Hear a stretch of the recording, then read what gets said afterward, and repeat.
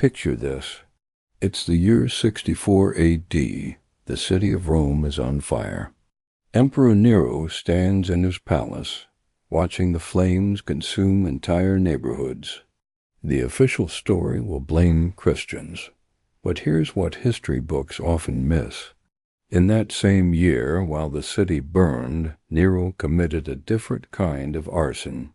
He walked into the imperial mint and ordered his workers to melt down Rome's most sacred symbol, the denarius, the silver coin that had been trusted for 3 centuries. He told them to mix it with copper, to dilute its purity, and to stamp it with the same face value. We think Rome fell because of barbarians. We imagine Gothic hordes overwhelming brave legions. We picture the sack of Rome in 410 AD as the moment everything ended. But that's the Hollywood version. The truth is far more terrifying. Rome didn't fall to invaders. It bankrupted itself. The empire died of inflation before a single barbarian ever breached its walls. This is the story of how the most powerful civilization in human history destroyed itself one debased coin at a time. Let's go back to the beginning. The 2nd century AD, Rome at its absolute zenith. Close your eyes and see it. An empire stretching from the Scottish Highlands to the Arabian deserts. 70 million people living under a single government. That's 1 in every 5 humans on Earth. Imagine the scale of that. A merchant could leave Hispania with a cart of olive oil, travel through Gaul, cross the Alps into Italia, sail to Egyptus, and never once exchange currency. Never once hire armed guards. Never once cross a hostile border. 1 coin bought bread in Londinium and wine in Alexandria, the denarius.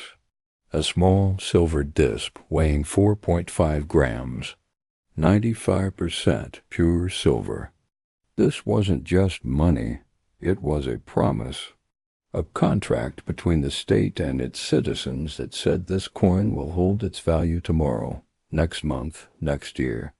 The Roman economy hummed because of that trust. Egyptian grain fed Roman mouths. Spanish silver filled Roman coffers. British wool clothed Roman backs. 50,000 miles of paved roads connected it all. The Mediterranean Sea, which they called Mare Nostrum, our sea, was a highway of commerce. Pirates had been exterminated. Trade flourished. Tax rates hovered around 1 to 3%. Light enough that people paid willingly. The treasury overflowed. But here's the thing about empires built on conquest. Their edicts. Rome was hooked on a drug called plunder. Every new territory meant a fresh injection of gold, silver, and enslaved labor. The state budget depended on it. When Trajan conquered Dacia in 106 AD, he seized 165 tons of gold and 330 tons of silver. That's not economic growth. That's robbery with logistics. And like all addictions, it required ever-increasing doses to maintain the high. Then, in 117 AD, Emperor Hadrian made a decision that would doom the empire. He stopped expanding. He looked at the map and said enough. The borders were set. No more conquests. No more loot. The drug supply was cut off. Now Rome had to survive on its own productivity, its own innovation, its own economic engine. And here's the brutal truth. That engine was broken. It had always been broken. The empire's second fatal flaw was slavery. Millions of enslaved people provided free labor. Sounds like an economic advantage, right? It was a curse. When labor costs nothing, innovation dies. Why build a machine when you can buy a human? The Romans actually invented a steam engine, a device called the eolipile, a spinning brass sphere powered by steam. They used it as a toy, a curiosity to amuse dinner guests. They never industrialized it, never built factories, never created labor-saving technology, because they didn't need to.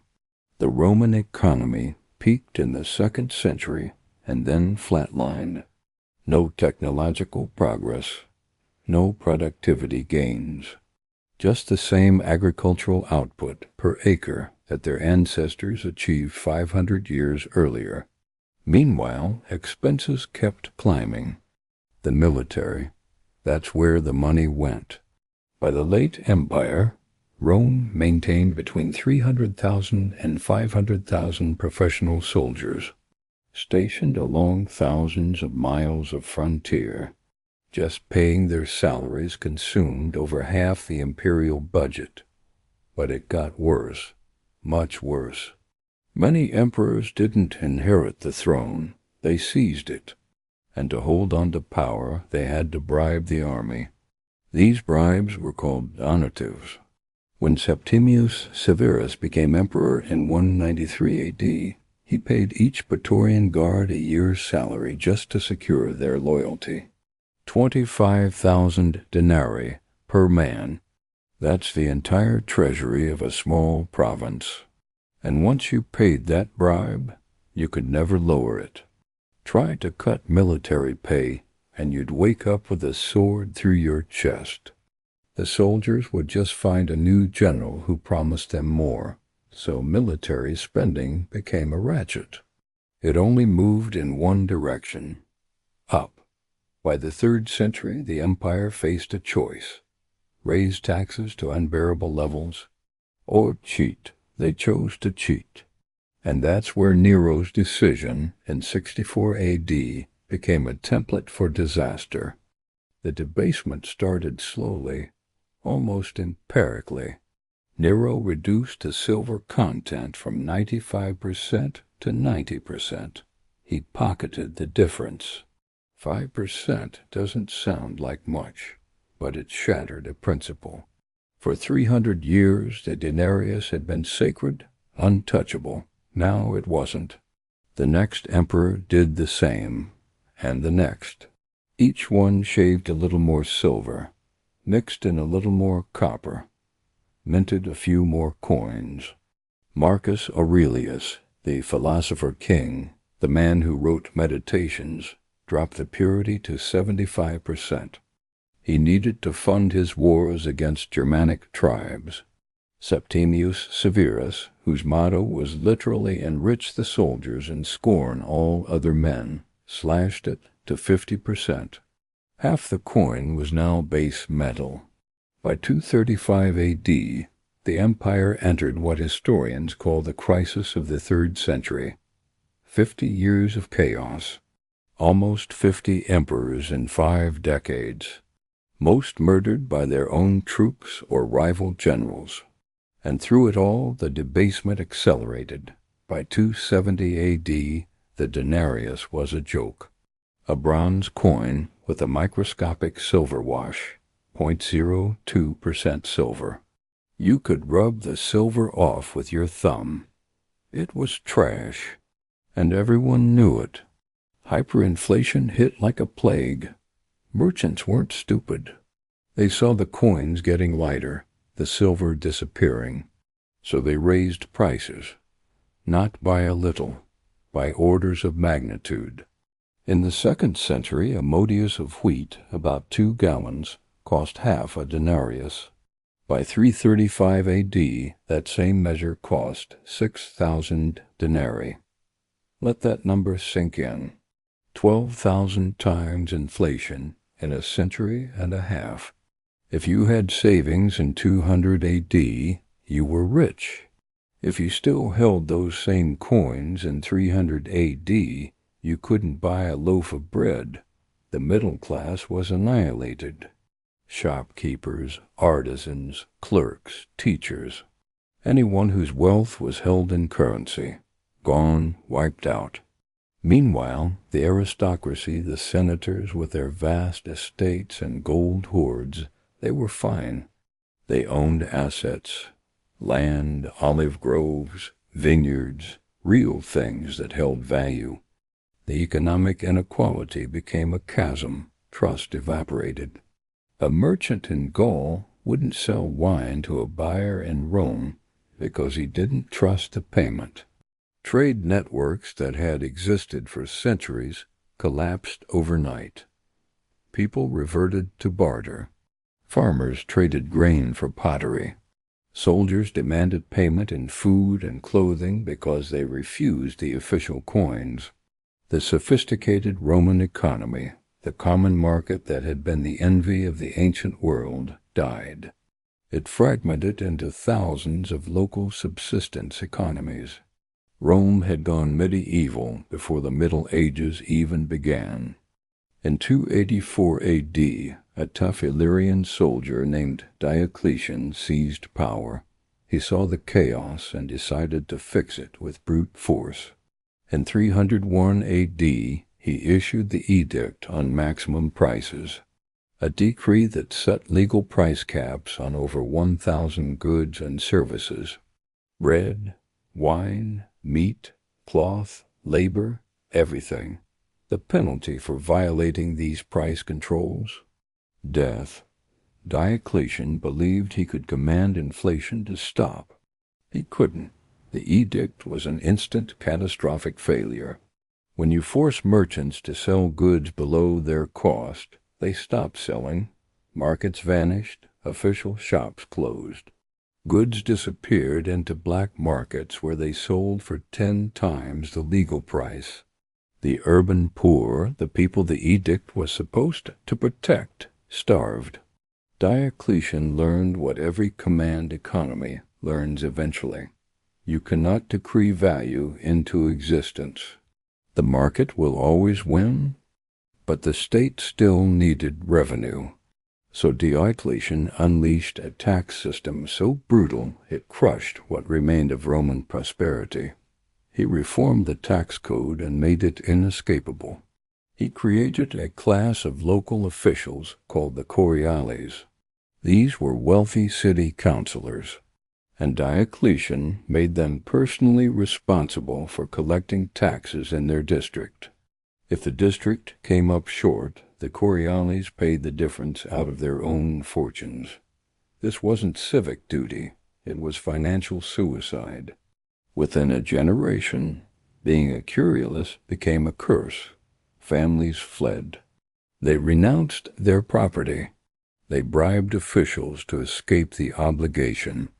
The civic-minded Roman middle class, the backbone of the Republic, was destroyed. Then Diocletian went after the farmers. Peasants were fleeing the countryside to escape taxation. So he passed laws tying them to the land. If you were born on a farm, you died on that farm. Your children inherited your plot and your tax obligation. These tied peasants were called coloni. They couldn't leave, couldn't change jobs, couldn't own property. They worked the land and gave most of the harvest to the landlord and the tax collector. Sound familiar? It should. These were serfs. Feudalism was born not from the ashes of Rome, but from its tax policy. By the 5th century, the Western Roman Empire was a corpse pretending to breathe. The cities, once vibrant centers of culture and commerce, had become traps. High taxes, corruption, food shortages, disease, people fled. They ran to the countryside and sought protection from the great landowners. The wealthy elite built fortified villas on their estates. These villas were self-sufficient. They grew their own food, made their own tools, trained their own security forces. They stopped paying taxes to Rome because Rome couldn't enforce collection anymore. The central government lost its tax base. It lost its authority. It lost its reason to exist. The imperial bureaucracy withered. Soldiers went unpaid. Roads crumbled, aqueducts broke. The frontier legions, those once disciplined professional armies, became warlord militias loyal only to their generals. When the so-called barbarian invasions came, they weren't really invasions. They were migrations. Tribes like the Visigoths and Vandals weren't storming impregnable fortresses. They were walking into a vacuum. And here's the thing. Many Romans welcomed them. Why? Because the barbarian kings often demanded lower taxes than the Roman state. A Visigoth warlord taking 20% of your harvest was preferable to a Roman tax collector taking 50%. The final insult came in 476 A.D. A Germanic general named Odoacer deposed the last Western Roman emperor, a boy named Romulus Augustulus. Odoacer didn't declare himself emperor. He didn't even pretend to continue the fiction. He just sent the imperial regalia to Constantinople and said, "We're done." The Western Empire ended not with a battle, but with a shrug. But here's the part they don't teach you in school. The economic consequences lasted for centuries. The collapse of the monetary system meant the collapse of the knowledge economy. Books stopped being copied because there was no market for them. Literacy rates plummeted. Engineering knowledge was lost. Roman concrete, which could set underwater and last millennia, was forgotten. For 800 years, no one in Western Europe could build a dome as large as the Pantheon. The population of the city of Rome fell from over 1 million in 200 AD to less than 20,000 by 600 AD, 98% decline. Life expectancy dropped. Nutrition worsened. Europe entered what we now call the Dark Ages, and it stayed dark for half a millennium, all because a series of emperors decided to solve their budget problems by debasing the currency. They thought they could print their way to prosperity. They couldn't. They inflated their way to collapse. So what's the lesson? It's simple and brutal. Sovereignty is solvency. A nation that destroys its own money destroys itself. It doesn't matter how many legions you have or how tall your walls are. If your currency becomes worthless, your state becomes worthless. Rome's collapse wasn't caused by moral decay or lead pipes or Christianity. It was caused by insolvency. The ledger didn't balance. The treasury went bankrupt. And when the bills came due, there was nothing left to pay them with. The barbarians didn't conquer Rome. They inherited a ruin. The empire had already committed suicide through economic mismanagement, runaway inflation, and the destruction of sound money. The once great denarius, the coin that built an empire, became the coin that killed it. And here's the terrifying part. This pattern repeats. Throughout history, empires make the same mistake. They print money to solve problems that require production.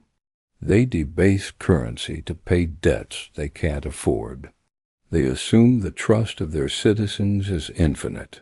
It never is. The Roman Empire lasted 1,000 years, but its currency collapsed in less than 200. That's the real story of Rome's fall. Not a military defeat, not a barbarian conquest. An economic implosion, a crisis of confidence, a run on the bank that never stopped. The silver was gone. The credit was frozen. The people had lost faith, and once faith is lost, no army can restore it. If this journey into the dark heart of economic history opened your eyes, do yourself a favor. Subscribe to this channel. Because the powerful don't want you to know these patterns. They don't want you to see how the ledger determines the fate of nations. They want you to believe in flags and speeches and military parades. But we know better. We follow the money. We read the balance sheets. We see the warnings before the collapse. And trust me, the patterns are repeating right now. The next video will show you where. Don't be the person who learns these lessons too late. Subscribe, stay ahead, and remember, history doesn't repeat, but the accountants always do.